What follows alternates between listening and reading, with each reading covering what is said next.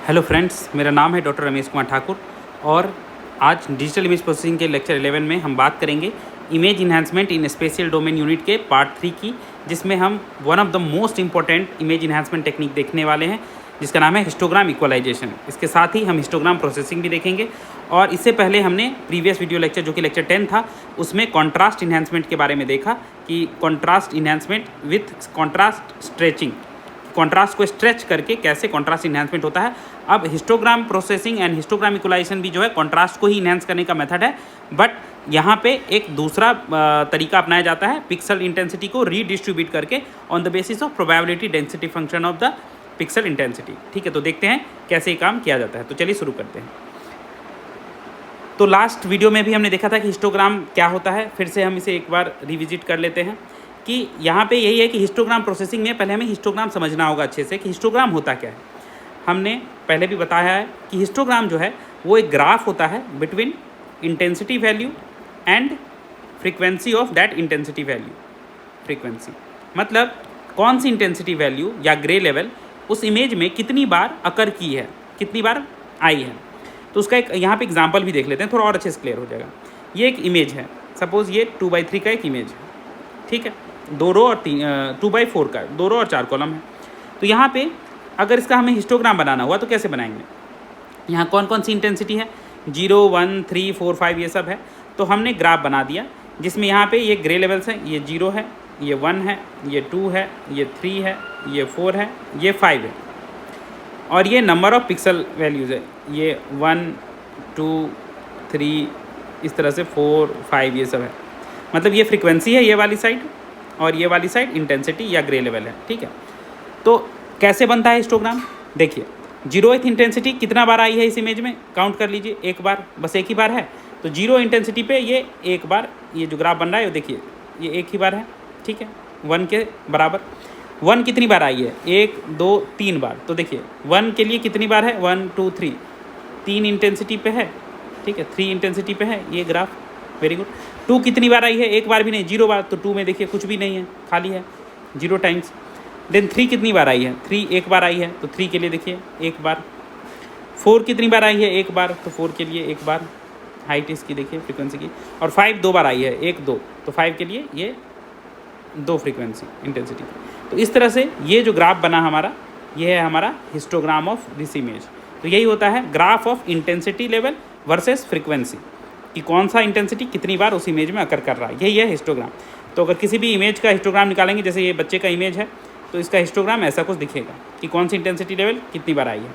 और इससे हिस्टोग्राम से भी पता चलता है कि इंटेंसिटी रेंज क्या है इस इमेज में। तो देखिए ये समहाउ 70 के आसपास है से लेके ये 170-80 तक गया है इसके इंटेंसिटी रेंज, ठीक है।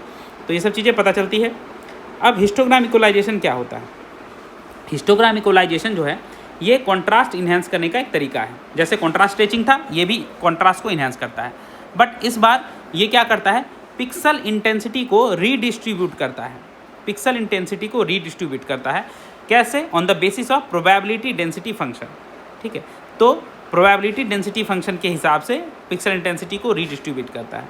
तो यहाँ पे 3 चीज़ हमें समझना होगा कि क्या क्या है। एक नई चीज़ है प्रोबेबिलिटी डेंसिटी फंक्शन। तो ये क्या होता है, ये होता है कि कोई पर्टिकुलर इंटेंसिटी वैल्यू उस इमेज में कितना बार अकर की है, उसकी प्रोबेबिलिटी क्या है। मान लीजिए कि उस इमेज, किसी इमेज में 20 पिक्सल वैल्यू है, ठीक है, और पिक्सल वैल्यू इंटेंसिटी जो 1 है, पिक्सल इंटेंसिटी 1 ये आई है 3 बार, ठीक है, n कर देते हैं इसको, number of times 1 occurred in 3।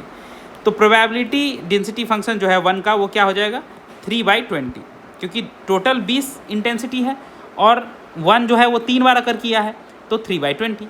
इसी तरह से मान लीजिए जो 2 जो है वो 1 बार अकर किया है, तो उसका प्रोबेबिलिटी डेंसिटी फंक्शन क्या हो जाएगा, 2 का 1/20। तो इस तरह से प्रोबेबिलिटी डेंसिटी फंक्शन निकलता है, ठीक है। नेक्स्ट एक ट्रांसफॉर्मेशन फंक्शन होता है। जब प्रोबेबिलिटी डेंसिटी फंक्शन हम निकाल लेते हैं तो उसकी बेसिस पे हम क्यूमुलेटिव डेंसिटी फंक्शन निकालते हैं और फिर एक ट्रांसफॉर्मेशन फंक्शन निकालते हैं। ट्रांसफॉर्मेशन फंक्शन क्या करता है, इनपुट ग्रे लेवल्स को आउटपुट ग्रे लेवल्स में ट्रांसफॉर्म करता है। जैसे हमने देखा था ना कॉन्ट्रास्ट स्ट्रेचिंग में क्या था, एक फॉर्मूला होता था कि S = 255 × R - R min, ये था कॉन्ट्रास्ट स्ट्रेचिंग का formula. Divided by R max minus R min. तो ये फंक्शन था ना जो इनपुट आर को आउटपुट एस से मैच करता था, ट्रांसफॉर्म करता था, तो उसी तरह से यहाँ भी एक ट्रांसफॉर्मेशन फंक्शन निकालता है। उसका फॉर्मूला हम देख लेंगे क्या है, यहाँ पे दिया हुआ है। एंड देन एस जो है हमारा वो आउटपुट इंटेंसिटी होगा। तो फिर से देख लेते हैं कि क्यूमुलेटिव डिस्ट्रीब्यूशन फंक्शन क्या होता है, ट्रांसफर फंक्शन का फॉर्मूला क्या है और एस का फॉर्मूला क्या है। तो क्यूमुलेटिव डिस्ट्रीब्यूशन फंक्शन जो है वो प्रोबेबिलिटी डेंसिटी फंक्शन के बेसिस पे निकलता है, और वो होता है कि जितने भी प्रोबेबिलिटीज़ अभी तक आए हैं उस पिक्सल इंटेंसिटी तक सबका सम। जैसे अगर 4 पिक्सल हैं, 4 पिक्सल इंटेंसिटी है, 0, 1, 2 एंड 3, तो सबका कुछ कुछ प्रोबेबिलिटी डेंसिटी फंक्शन होगा। मान लीजिए इसका है 0 का है 2/20, इसका है 3/20, इसका है 5/20 और इसका है 2, 3, 5, 5, 10, 10/20। तो ये सबका प्रोबेबिलिटी डेंसिटी फंक्शन है। तो क्यूमुलेटिव डेंसिटी फंक्शन क्या होगा? क्यूमुलेटिव डेंसिटी फंक्शन होता है कि फर्स्ट पिक्सल इंटेंसिटी से लेके उस पिक्सल इंटेंसिटी तक जिस पे हम कैलकुलेट कर रहे हैं सारे पीडीएफ का सम। तो 0 के केस में 2/20 जो है सो है। 1 के केस में क्या होगा, दिस जो भी है अभी तक का प्लस दिस, और वही होगा ये। तो 2/20 प्लस 3/20 तो हो जाएगा 5/20। उसके बाद 2 के केस में अभी तक जो है पीडीएफ प्लस करंट में जो पीडीएफ है तो हो जाएगा 5, 5, 10/20। ठीक है। उसके बाद 3 के केस में अभी तक जो हमारा है CDF उसमें प्लस हो जाएगा करंट जो भी वैल्यू है 10/20, टोटल 20/20। तो लास्ट जो CDF होता है वो 1 के बराबर हो जाता है। ठीक है। क्यों? क्योंकि क्यूमुलेट हो रहा है ना, सारे PDF का सम हो रहा है। तो पहले वाले वैल्यू में हमेशा वो फर्स्ट PDF के बराबर ही होता है CDF, बट उसके बाद previous CDF plus current PDF का जो भी वैल्यू होता है वही होता है करेंट CDF।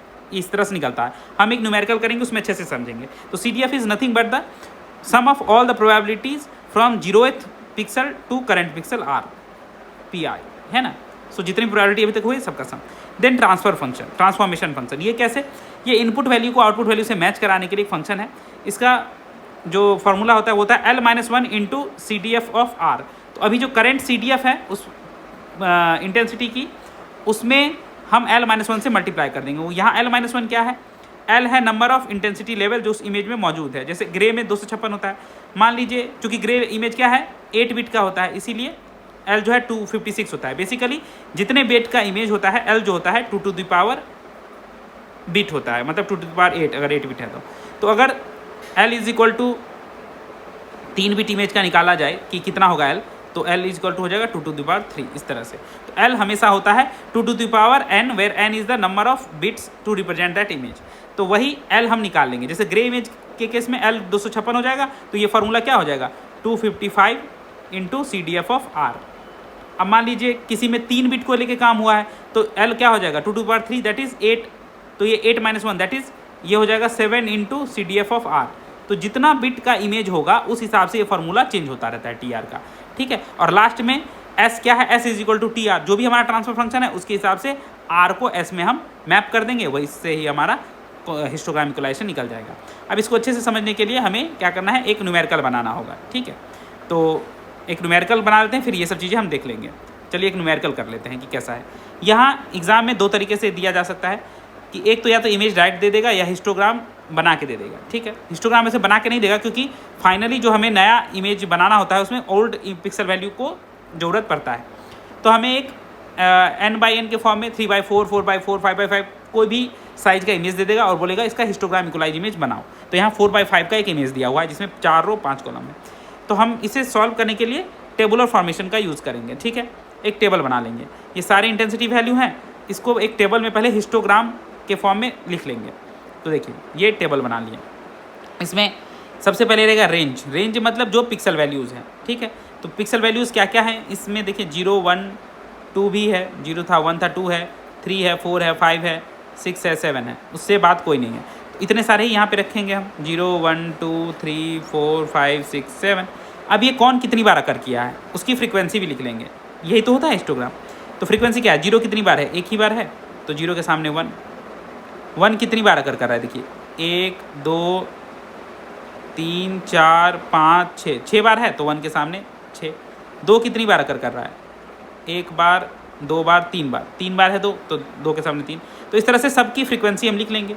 ठीक है। तो हम पहले जो पिक्सल इंटेंसिटी है वो लिख लेंगे, ठीक है, पहले रो में, जिसको हम रेंज बोलते हैं कि क्या क्या है। देन फ्रीक्वेंसी लिख लेंगे, कौन सा पिक्सल इंटेंसिटी कितनी बार अकर किया है। अब हमारा असली कैलकुलेशन शुरू होता है जो कि है पीडीएफ। तो प्रोबेबिलिटी डेंसिटी फंक्शन निकाल लेंगे। ये क्या होता है, जो फ्रीक्वेंसी कितनी बार अकर किया है पूरे टोटल में से, वही होता है उसका पीडीएफ। तो ये एक बार अकर किया है और टोटल सम ऑफ फ्रीक्वेंसी क्या है, आप सबको जोड़िएगा तो 1 + 6 7, 7 + 3 10, 10 2 12, 3 15, 2 17, 1 18, 2 20, ठीक है।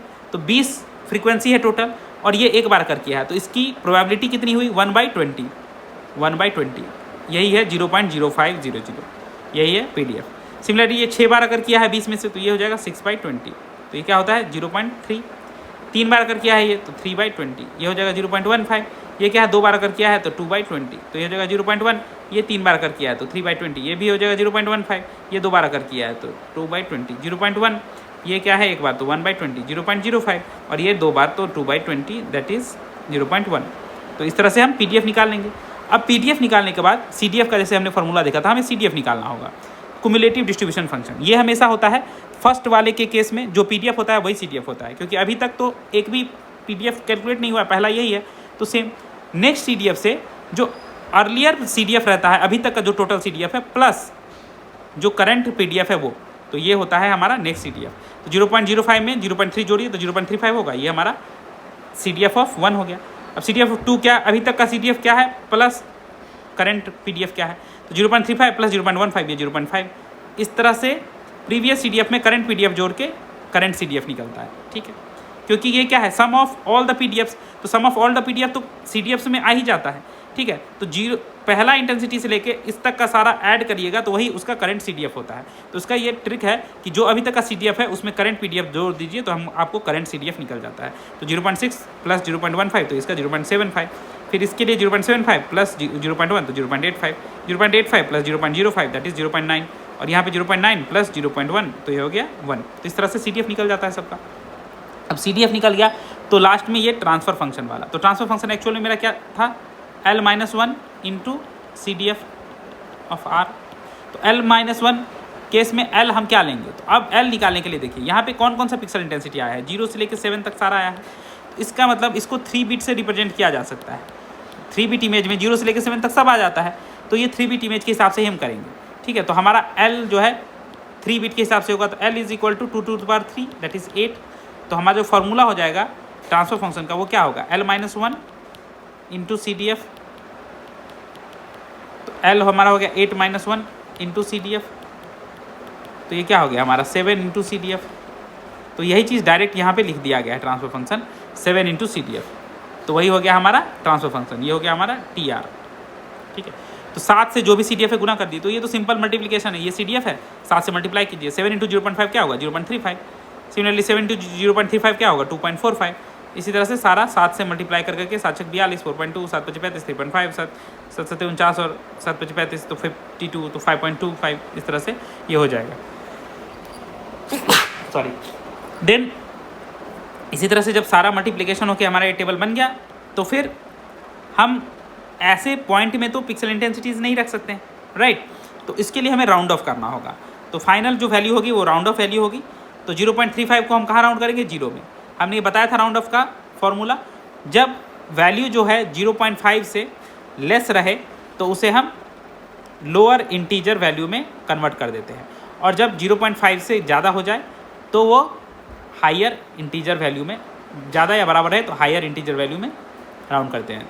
तो हम फ्लोर वैल्यू ले लेते हैं उस इंटीजर का for less than 0.5 and ceiling value ले लेते हैं for greater than equals to 0.5। तो यहाँ देखिए 0.35 0.5 से कम है तो 0, 2.45 यहाँ 0.45 है तो 0.5 से कम ही है तो ये 2 में आ गया, 3.5 है तो 0.5 के बराबर हो गया तो इसको 4 में हमने कर दिया कन्वर्ट। ये 4.2 है 0.5 से कम है तो 4 में आ गया। इसी तरह से 5.2 5 में, 5.95 0.5 से ज़्यादा है तो 6 में, 6.3 6 में, और ये 7.0 तो 7 में कन्वर्ट हो गया।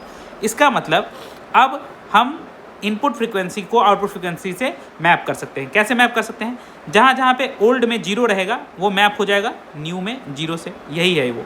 जहाँ जहाँ 1 था वो मैप हो जाएगा 2 से, वही चीज़ यहाँ लिखा हुआ है। 0 intensity is replace by 0, 1 intensity is replace by 2, यहाँ टेबल से देखिए 2 intensity is replace by 4, 3 intensity is replace by 4, 4 intensity is replaced by 5, 5 intensity is replaced by 6, 6 intensity is replaced by 6 and 7 intensity is replaced by 7।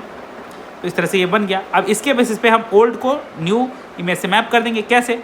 Old image में जहाँ जहाँ 0 था वहाँ 0 रख देंगे, जहाँ 1 था वहाँ 2 रख देंगे, जहाँ 2 था वहाँ 4 रख देंगे। तो देखिए यहाँ पे क्या था, 0 1 1 3 4 पहला रो देखिए, पढ़िए।